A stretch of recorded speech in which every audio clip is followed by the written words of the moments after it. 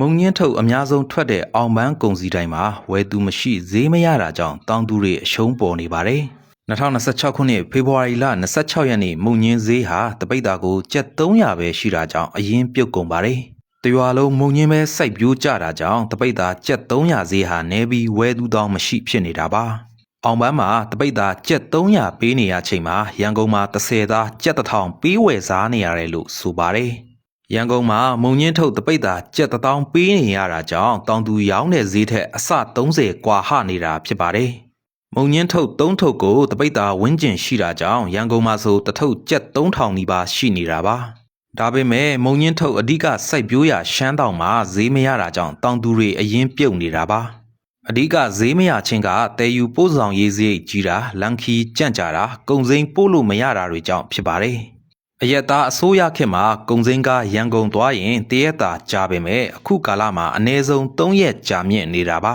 ။ဒါကြောင့်လဲအောင်ပန်းမှာဈေးကျဆင်းနေပြီးရန်ကုန်မှာဈေးကြီးနေတာဖြစ်ပြီးဈေးကွက်ပြတ်သွားတာဖြစ်ပါတယ်။